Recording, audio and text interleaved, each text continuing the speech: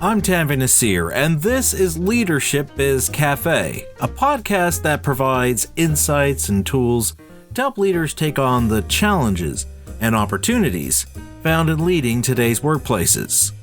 Leadership Biz Cafe is brought to you by Tanvi Nasir Leadership, our leadership firm that offers keynotes and corporate trainings in both virtual and in-person settings that will help you to improve the way you lead and guide your organization's growth and future successes. To find out how we can help you today with your leadership challenges and discover your untapped opportunities, visit our website at tanvinasir.com.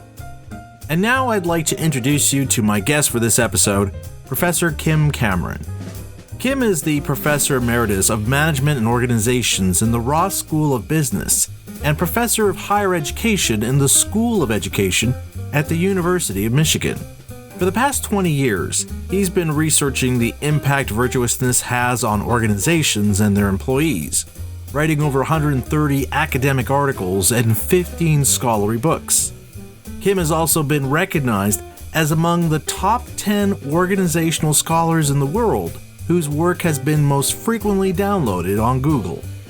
He's also the author of the book Positively Energizing Leadership: Virtuous Actions and Relationships That Create High Performance, which I'll be talking to Kim about in this episode. Hi, Kim. Welcome to the Leadership Biz Cafe.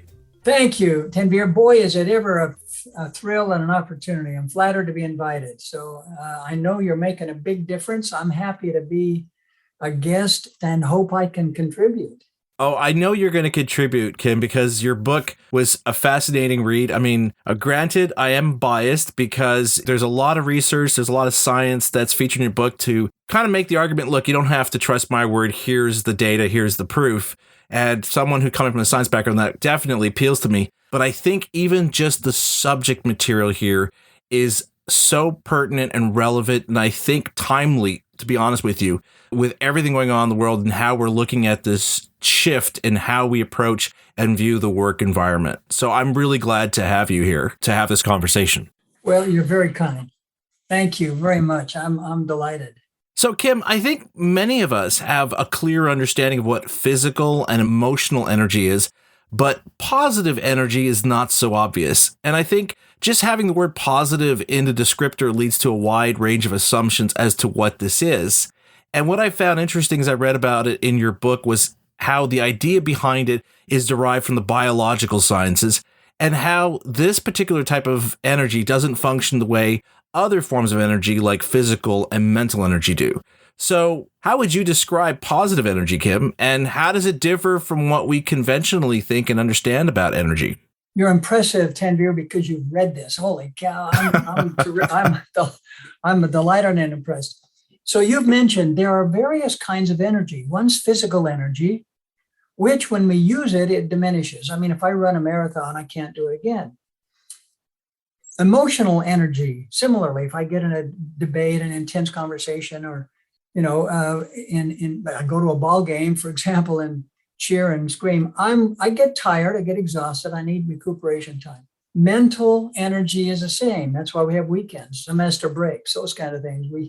We just need a break from the mental energy generally associated with work. The only kind of energy that elevates with use is called relational energy. What's relational energy? Well, when I interact with Tanvir, what happens to my energy? Is he uplifting, elevating, life-giving? Or is he exhausting, depleting, just sucks the life right out of me? In which case he would be a de-energizer. So relational energy is the energy that occurs in a relationship. And it's the only kind of energy that renews itself. It elevates with use. I mean, when do you get exhausted by being around a person with whom you have a loving, supportive relationship? That's renewing. I mean, when we get exhausted with other kinds of energies, it's often the case that we seek out relational energy, positive relational energy. It's uplifting. So the research that we've done for the last 10 years or so, and the kind of research that's described in this book, has to do with fostering relational energy.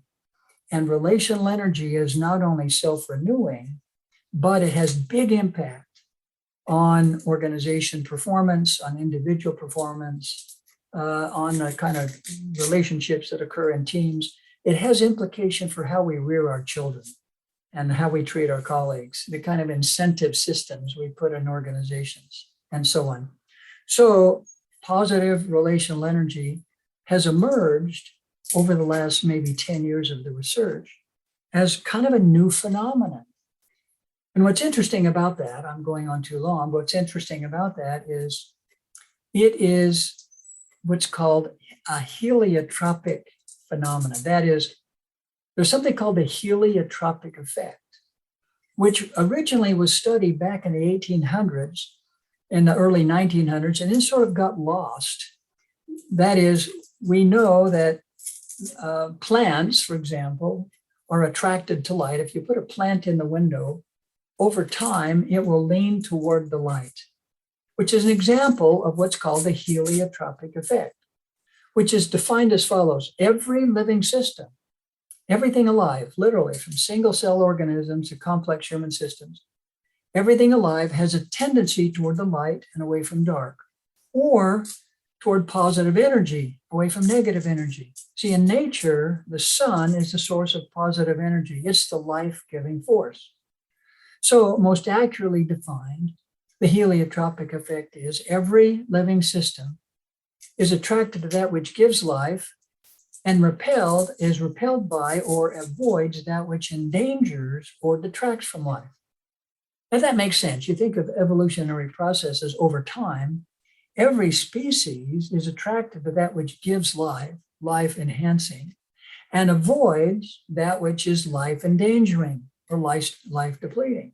Photosynthesis, life itself, happens only in the presence of light. So this book simply was written in order to highlight a phenomenon that we know exists, but we by and large ignore it. We at least don't manage it. We don't help organizations flourish by making a part of what we do every day, what we foster every day, what we reward every day. You know, what I really enjoyed about your book, Kim, was how the premise of positively energizing leadership is not only based on that biological function, namely the heliotropic effect, but also how in discussing positive energy as it relates to leadership, you share empirical evidence for why this is key to being effective at leadership.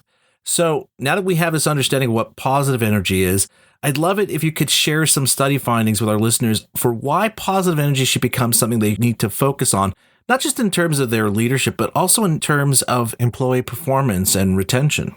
Well, I'll tell you, one answer to that question is the result of an interview study I did with 600 executives, all of whom had been identified as positively energizing leaders, and also interviewed people about them.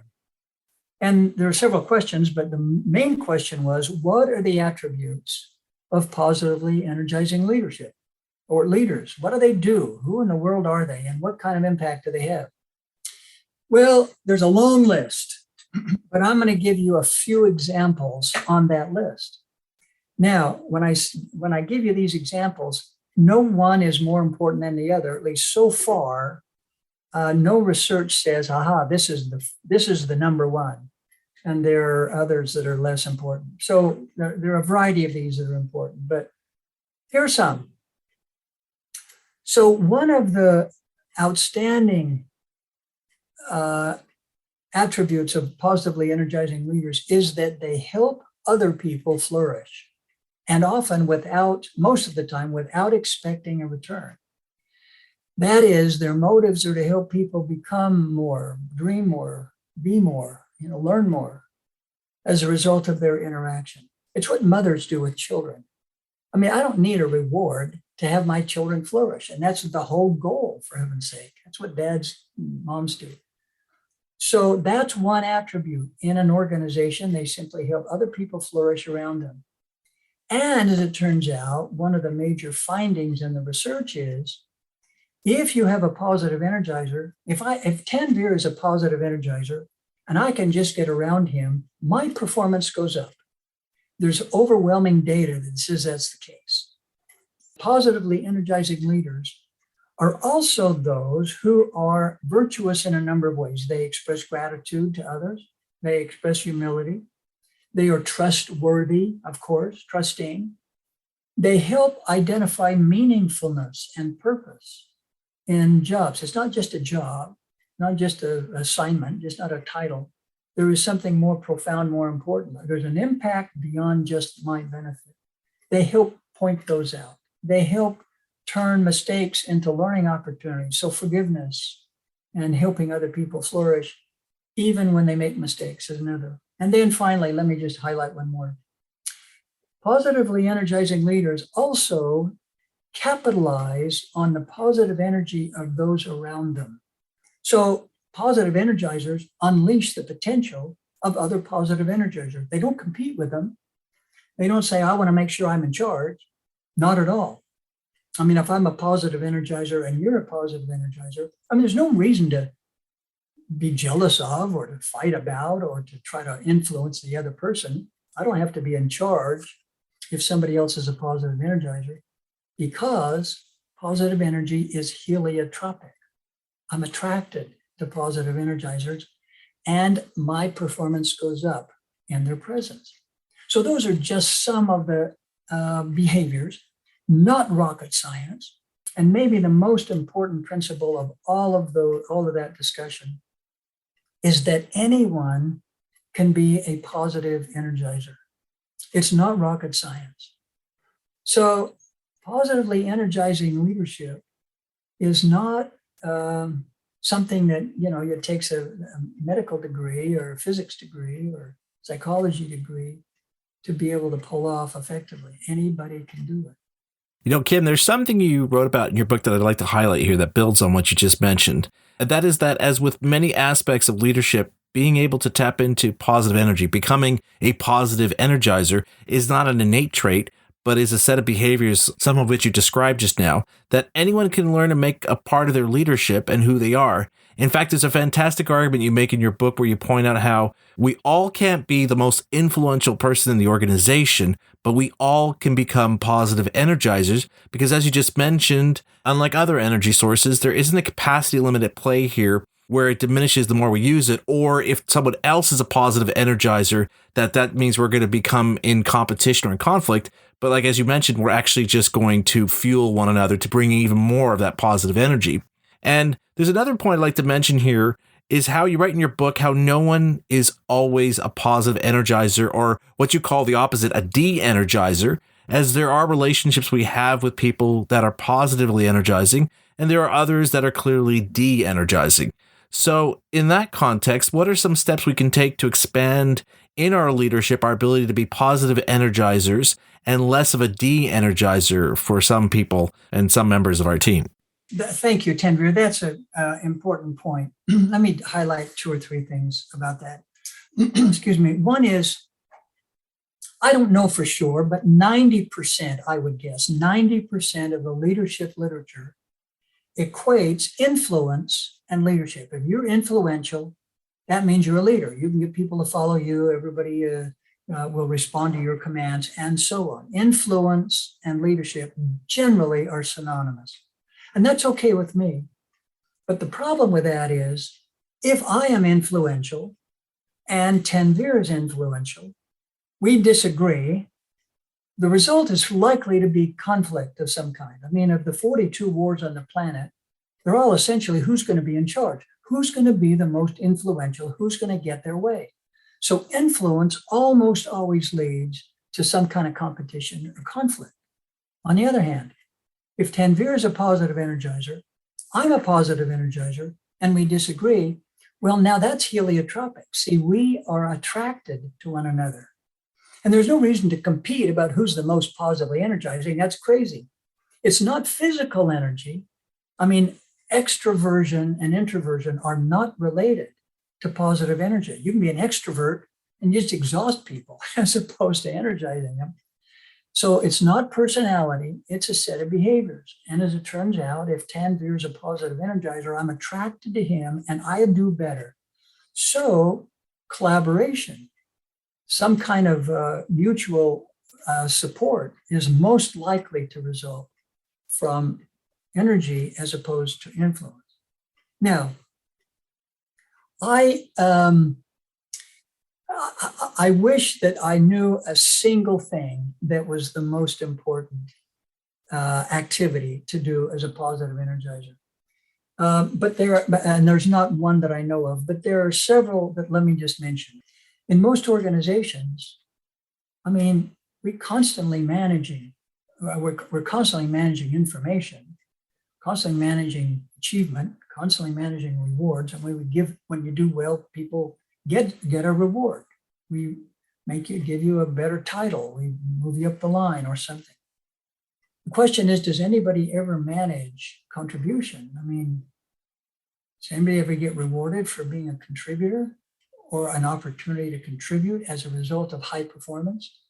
Because it's more important than receipt. So one of the factors that differentiates positively energizers from others is the extent to which they are contributors, the extent to which they contribute to other people, help them flourish. It's one of those common factors, but not managed as much as we would like to. So that's one factor. There are some others. I don't know if we want to keep going, but let me highlight one other. By the way, one of the ways that get manifested, just occurs to me in organizations, is that positive energizers help other people do jobs, get noticed, are given plum assignments, good assignments that bring happiness, joy, recognition, or something to them. And they're not selfish. It's the opposite of making darn sure I get the credit. I want to be famous. I don't care much about what happens to you, but I want to be famous. It's not that at all. It's the opposite. And what happens is when I'm a contributor, it redounds to my benefit. So, Kim, we've been talking about the importance of positive energy and some of the behaviors and actions associated with positive relational energy, but I'd like to flip the conversation here and address not only those leaders who might still be skeptical about this, but also what to do about those employees who bring the energy down for the whole team. But before we do, here's a message from our sponsor. If you're looking to build a profitable side hustle that also impacts people, then you need to look at becoming a certified leadership coach with Giant. If you don't already know, Giant has been in the leadership space for over 13 years. They used to own and operate the John Maxwell brands. They ran the LeaderCast conferences where Jim Collins, Henry Cloud, Malcolm Gladwell, and Simon Sinek were regular speakers, and a lot more. They have over 500 coaches working in over 127 countries, and their coaches are being hired by companies like Pfizer, Chick-fil-A, Delta, and more. And yes, you can do this too. Giant literally gives you everything you need to start your own leadership coaching business from scratch.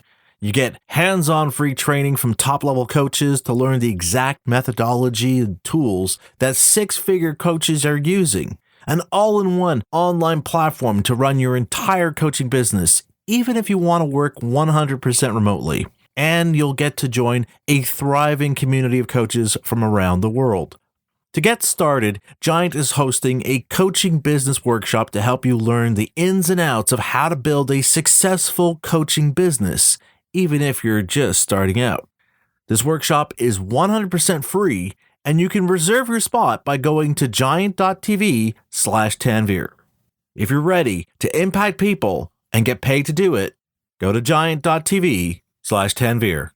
You know, Kim, I remember giving keynotes 10 plus years ago where I'd point out to the leaders in the audience that it's not enough to manage employee performance. You also have to be building and nurturing relationships with those you lead if you want to encourage your employees to continue to deliver their best.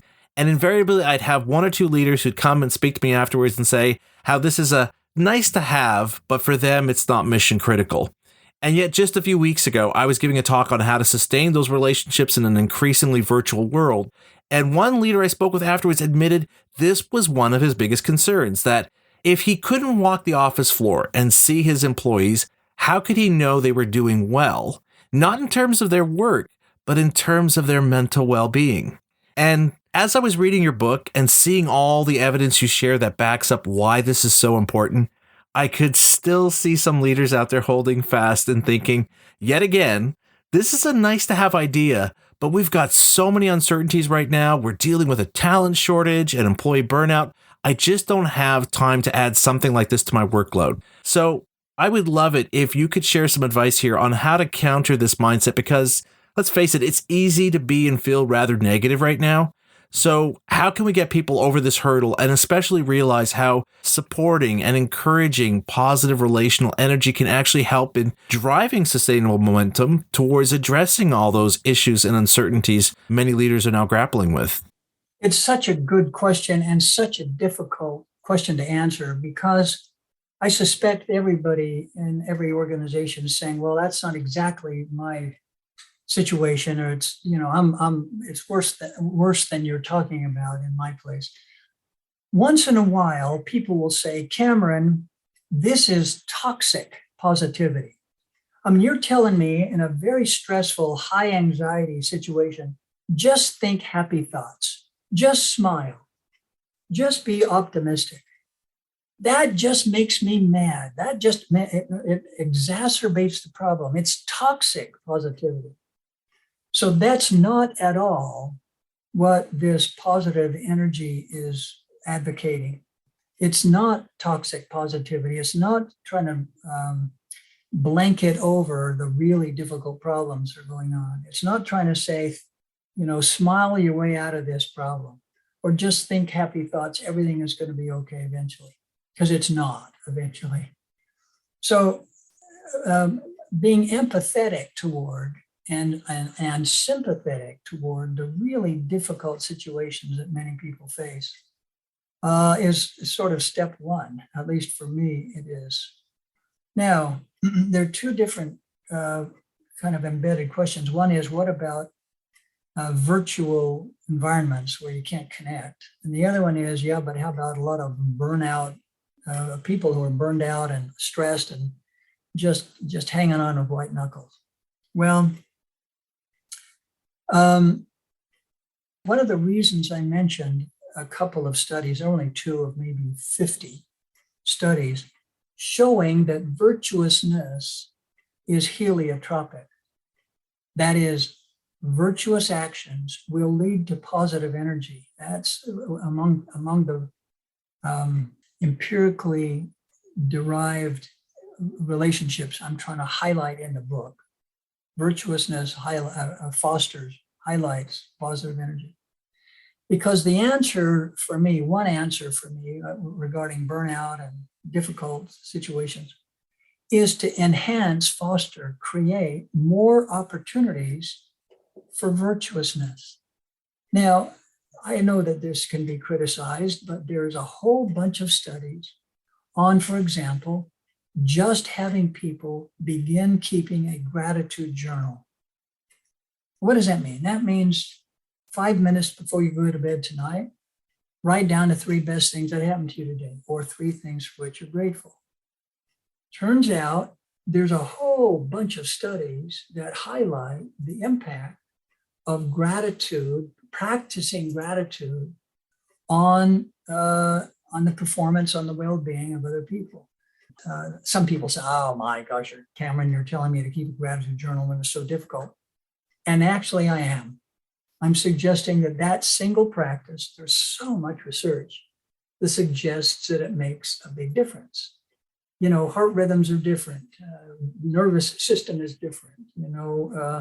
Coherence in your body is different than a whole bunch of physiological factors. So that's one practice. Another practice, I think Delta Airlines is an example of an organization that gets it right. So I'm a frequent flyer on Delta. What does Delta give me for being a loyal flyer? They give me certificates. I just got them last week again. The certificates, I can give a certificate to a Delta employee who does something spectacular, unusual, who's especially effective in their jobs. A flight attendant, a gate agent, a baggage handler, a reservation maker, or whatever. The certificate is, free flights, it's points in their bank, it's It makes them eligible for a company-wide award and so on. When I give a flight attendant a certificate, I mean, I've seen tears, I've gotten hugs. People have said, man, you made my whole week. This is so important. That is my reward. And that creates loyalty to and a desire to be a part of Delta. I get a chance to help, contribute, make a difference in somebody else's life. It's just another practice. I want to find a way to help somebody else flourish. Now I may be repeating myself a little bit, but those are two kinds of factors.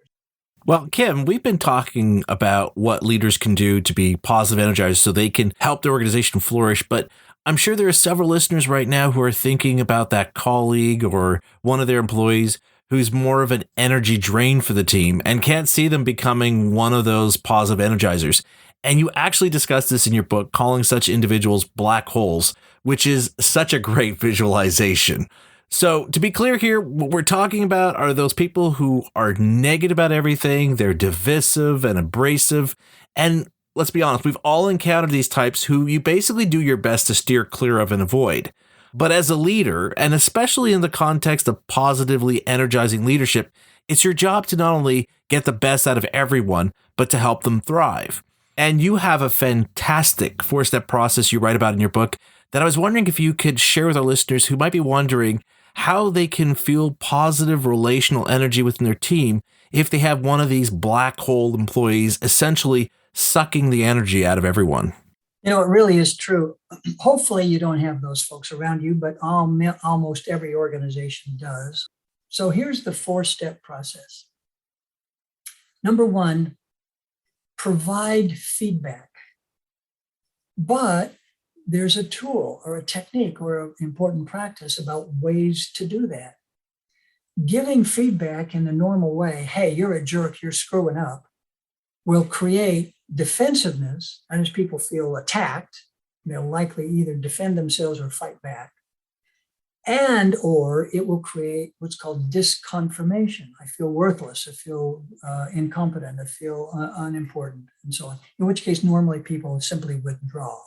Either way, the normal way to give negative feedback damages the relationship, doesn't help people flourish. So how do we do it in a way that helps people flourish?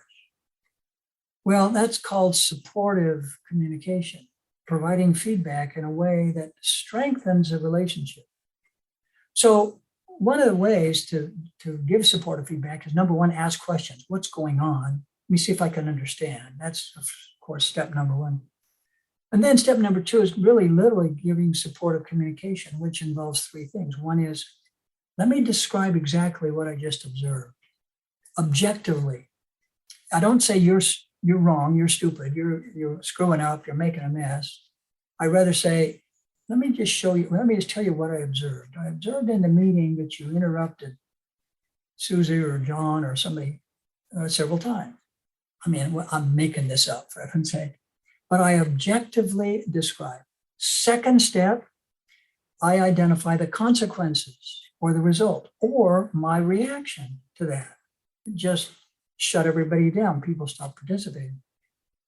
See, I'm still not ever attacking or evaluating the person. I'm never saying you're screwed up, you're wrong. I'm simply saying, let me tell you what I observed. Let me tell you the consequences. Step 3, most important. Here is an alternative that's more acceptable. You may want to try this instead. And then if that's not okay, then we talk about alternatives that we find an alternative we can agree on. So never do I evaluate or attack or denigrate another person. Rather, I'm simply trying to say, let me give you an option that's more acceptable. That's supportive feedback. So step 1, supportive feedback. And if the person believes I have his or her best interest at heart, most of the time they're reasonably open to that kind of feedback. But if not, if they say, well, tough, not my fault, or that's just the way I am, which sometimes happens. Step 2, training, development, coaching, mentoring. We're going to ask so-and-so to come and we want to have you spend a little bit of time with this person who we think is a very high performer, we want to have you be as high a performer as that. We want to help you get better. Let me give you some options. You send them to HR. I don't know what happens in organizations, but training and development or coaching, helping somebody improve. I want you to grow in your role. I want you to be more successful. So let me give you some help. If that doesn't work, and most of the time it does. Step 3, make them peripheral. Take the microphone out of their hand. Isolate the virus. Take them off stage. So I got to keep that surgeon, but let him do surgery over in that wing of the hospital. Give him a couple of nurses who fight back. But don't let him infect the whole rest of the system. If I have to keep that person, fine. But I want to make darn sure that the whole organization doesn't denigrate, doesn't diminish as a result. If that doesn't work, and most of the time it does. Step 4, help them flourish elsewhere.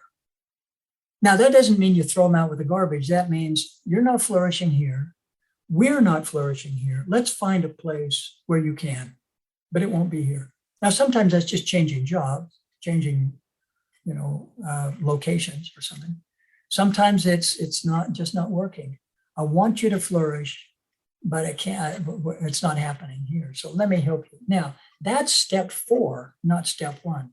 That's not the first thing we do is, toss somebody or fire them. Rather, we say, I want to help you get better. Never do I stop that motive. I want to help you get better. So I have tried everything else I know. Let's find another place. So that's the sort of formula. And there will be lots of different situations where people say, that doesn't work for me. What happens if it's my boss? Turns out the formula doesn't change. Going to my boss and say, let me tell you what I just observed. Let me tell you the consequences of that. Let me make a suggestion for something that may help us more. Our performance will go up if this alternative is considered. Even upward feedback will work in that situation. I can't make somebody peripheral, of course, but I can do the first 2 steps. So, Kim, over the course of our conversation, we've talked about how positive energy improves organizational performance as well as employee satisfaction.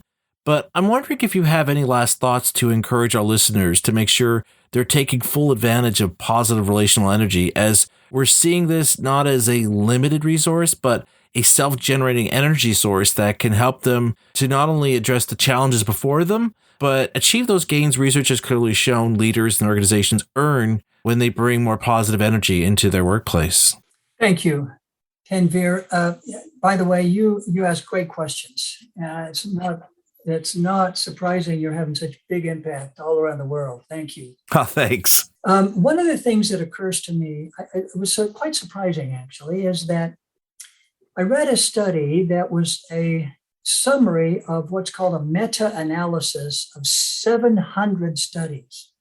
These studies were all studies of how do you foster diversity, equity, and inclusion.